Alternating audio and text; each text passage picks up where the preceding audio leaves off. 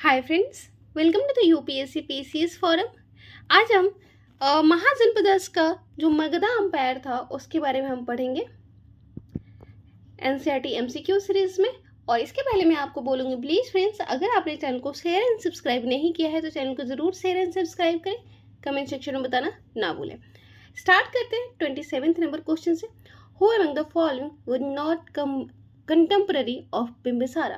तो इनमें से कौन जो थे वो बिंबिसारा के कंटेम्पररी नहीं थे? प्रसेनजित, चंद्रप्रद्योत, गौतम बुद्ध और खारवेला। तो हमें बताना है कि कौन इससे इनके कंटेम्पररी नहीं थे। तो जो खारवेला थे वो कंटेम्पररी नहीं थे बिंबिसारा के। बिंबिसारा जो है वो फाउंडर होते हर्यक वंश के। हर्यक डायनेस्टी के जो फाउंडर होते हैं उनका नाम होता है बिंबिसारा। बिंबिसारा के पुत्र जो होते हैं वो अजातशत्रु होते हैं। अजातशत्रु क्या करते हैं? बिंबिसारा को मार देते हैं। अजातशत्रु के टाइम पे फर्स्ट बुद्धिस्ट काउंसिल होती है। अजातशत्रु के जो बेटे होते हैं वो उदयन होते हैं और जो विशाल जो राजगीर से पटना बनाते हैं राजधानी। ठीक है, किसका? मगधा का। ओके, और वो फिर अजातशत्रु को भी मार देते हैं। तो हमारा आंसर जो हो जाएगा वो खारवेला। और खारवेला क्यों फेमस है? हाथी गुम्पा जो इंस्क्रिप्शन है उससे हमें जानकारी मिलती है खारवेला के बारे में। ठीक है, और वो कलिंग राजा था। तो ऑप्शन नंबर डी हो जाएगा हमारा करेक्ट, क्योंकि ये कंटेम्परेरी नहीं थे बिंबिसारा के। चंद्रप्रद्योत जो थे वो रूलर है कौशला के, प्रसेनजित जो है वो रूलर है कौशला के, जबकि चंद्रप्रद्योत जो है वो अवंती के रूलर है। ठीक है, और बिंबिसारा की जो रेन है, जो पीरियड है, वो कोइंसाइड करती है लाइफ ऑफ बुद्धा से। बुद्धा की लाइफ जो है वो 563 से 483 बीसी तक है, जबकि बिंबिसारा का जो रेन है 544 से 492 बीसी। अब देखते हैं 28 number question. Which of the following statement were undertaken by Bimbisara to strengthen its position.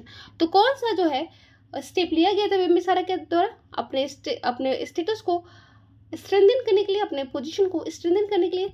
तो पहला है village headman were permitted to directly speak with the king. तो ये चीज लिया गया था, विलेज हेडमैन को परमिट किया गया था कि वो डायरेक्टली स्पीक कर सकते हैं, डायरेक्टली बात कर सकते हैं किंग से। तो हाँ, ये जो ऑप्शन है वो करेक्ट है। Construction of road to connect various towns and villages.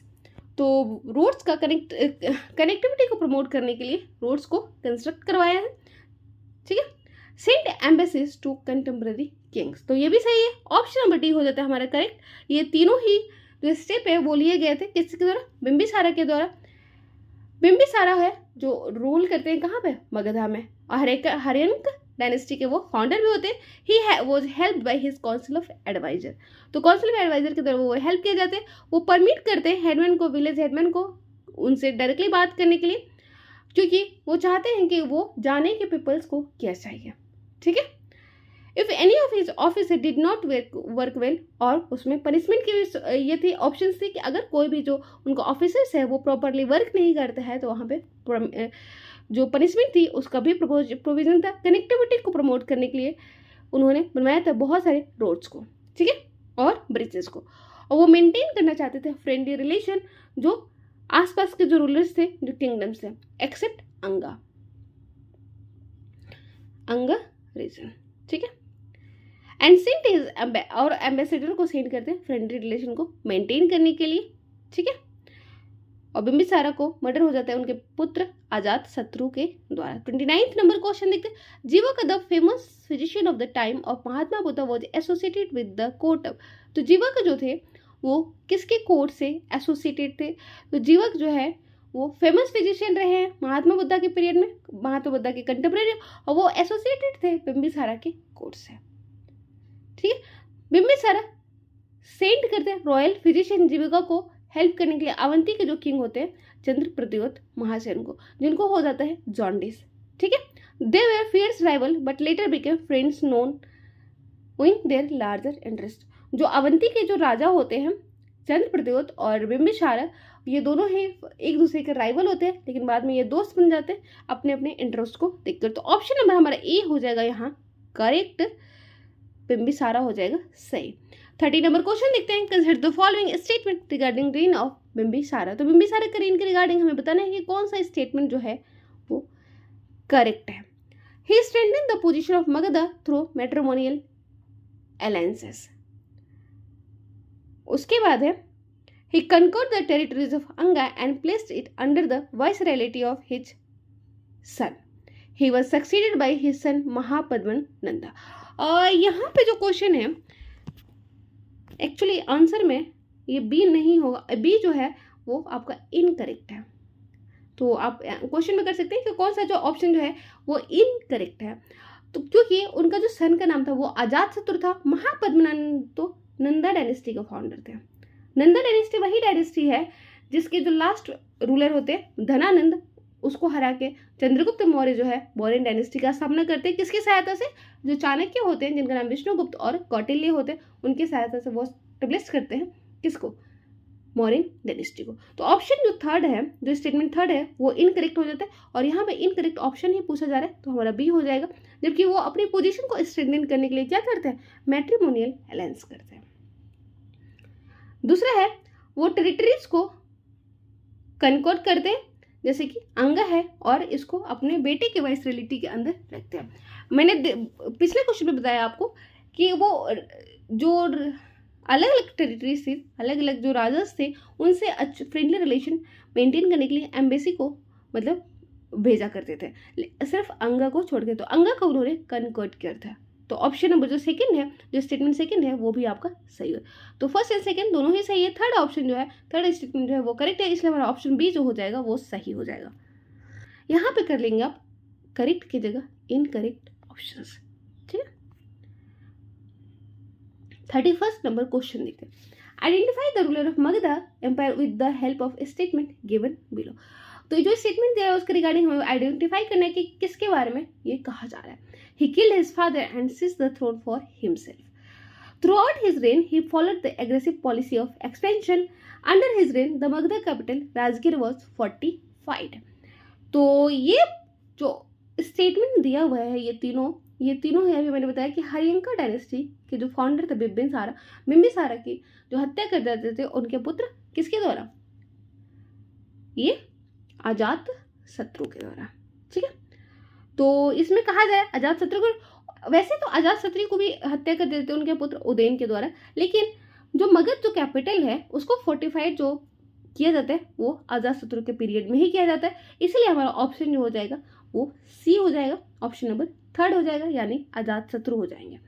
The ruler of Magadha empire discuss in the statement is Ajatashatru. वो अपने पिता को मार देते हैं और वो थ्रोन खुद ही ले लेते हैं, सक्सीड करते हैं किंग ऑफ मगधा. वो 2 बार लड़ते हैं और प्रिपरेशन करते हैं थर्ड के लिए. अपने सारे ही मतलब रेन में वो अपने पीरियड में क्या करते हैं? एग्रेसिव पॉलिसी, एक्सपेंशन की एग्रेसिव पॉलिसी में रहते हैं. अवंती का जो डेंजर रहता है उसको अवॉइड करने के लिए और face the invasion of Magadha by Avanti. मतलब अवंती से खुद को बचाने के लिए, अवंती के डेंजर से बचाने के लिए वो फोर्टिफाइड करते हैं जो मगधा की कैपिटल थी राजगीर उसको. ठीक है. The invasion didn't happen in his life time और इस वजह से उनके टाइम पे इन्वेजन नहीं होता. 32nd number question, by which ruler Pataliputra was chosen as the capital for the first time. तो वो होते हैं उदयन, जो पुत्र होते हैं अजातशत्रु के. ऑप्शन नंबर हमारा जो फर्स्ट हो जाएगा वो करेक्ट हो जाएगा. Pataliputra was chosen as the capital for the first time under the reign of Magadha ruler Udayan. Udayan build करते fort upon the confluence of the Ganga and Son. Pataliputra को वो बनाते हैं अपना राजधानी.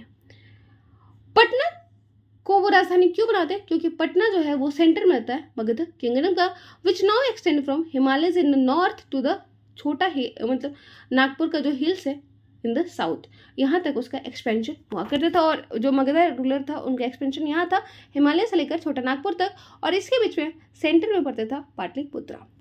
33rd नंबर क्वेश्चन का देखते.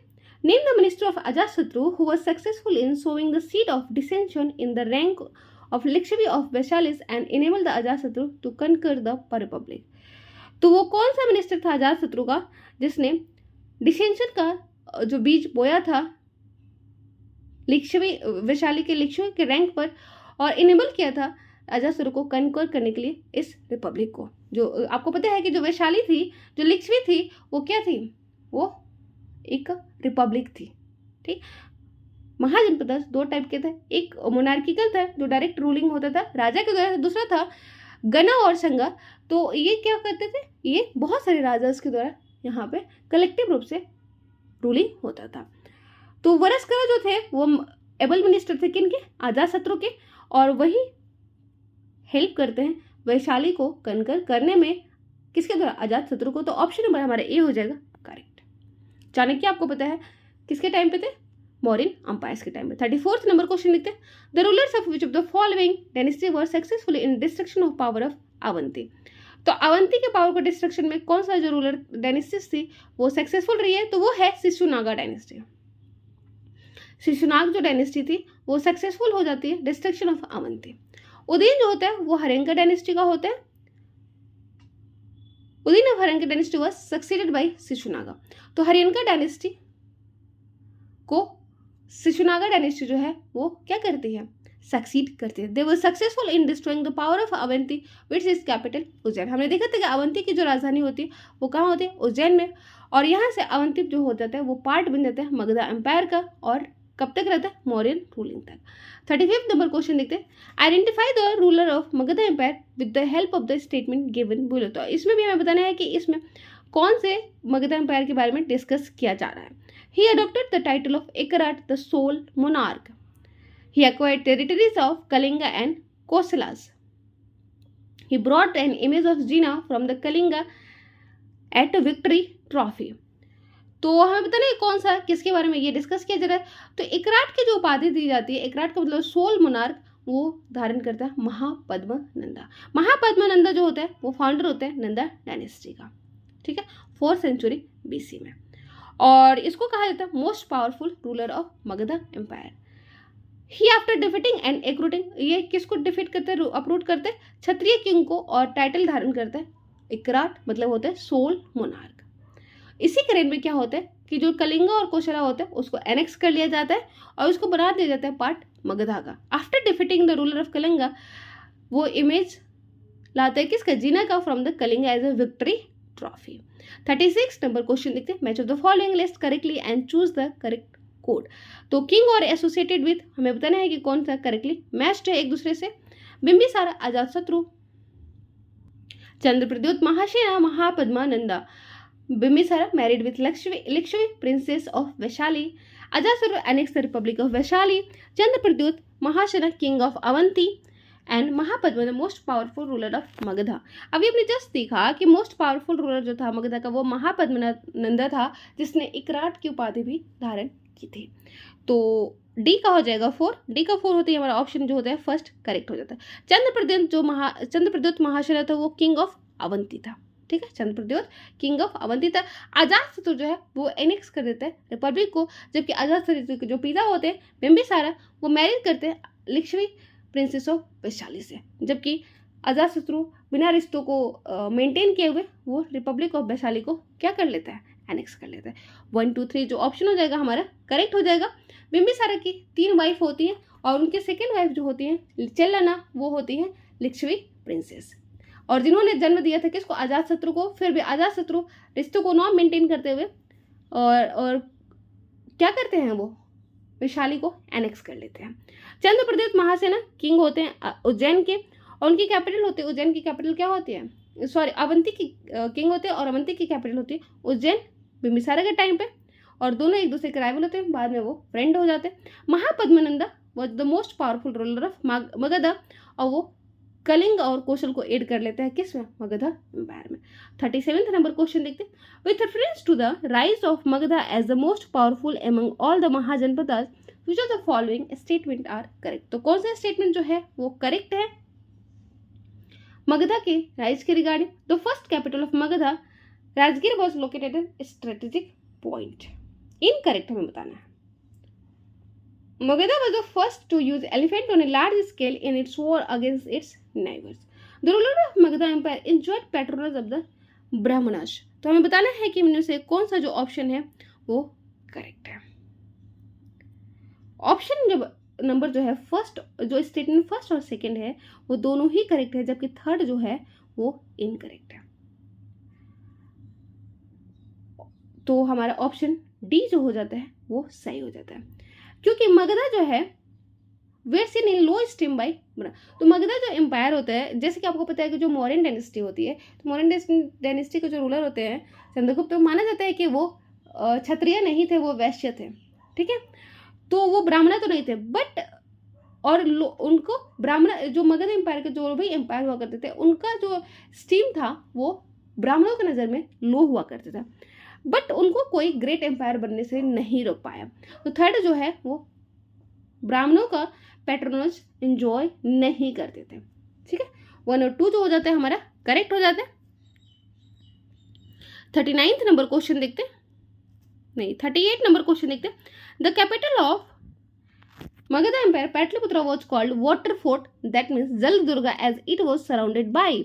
तो पाटलिपुत्रा जिसकी जो राजधानी थी किसका, मगधा को, और ये किसके द्वारा बनाया गया था, उदयन के द्वारा, जो कौन होते हैं,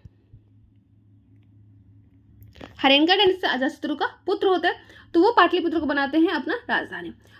तो पाटलिपुत्र को कहा जाता है जल दुर्ग। तो जल दुर्ग क्यों कहा जाता है, क्योंकि ये सराउंड होता है गंगा से वेस्ट से, सोन रिवर नॉर्थ से, पुनपुन रिवर आपकी साउथ से। तो ये तीनों ही आपका सही हो जाता है, सोन रिवर नॉर्थ से, पुनपुन रिवर साउथ से, गंगा रिवर वेस्ट से। और ये स्ट्रेटेजिकली लोकेटेड होता है गंगा, गंडक और सोन रिवर के कन्फ्लुएंस में, ठीक है। और इससे क्या हेल्प होता है, कनेक्टिविटी प्रोवाइड की जाती है वाटर वेज के द्वारा चारों डायरेक्शंस में, ठीक है। मगधा जो रूलर है उदयन जो होता है वो फाउंडेशन रखता है पाटलिपुत्रा का। 39 नंबर क्वेश्चन देखते हैं, और हमें देखना है कि इसमें एसेशन और रीजन दिया, करेक्ट जो ऑप्शन है हमें बताना है। The surplus agriculture production underlies the growth of Magadha empire. तो ये तो हमने देखा था कि आयरन की खोज होने के साथ ही एक्सपेंशन होने लगता है एग्रीकल्चर फील्ड का, ठीक है। तो ये तो रीजन था ही। Magadha empire lay at the centre of the middle Gangetic plane.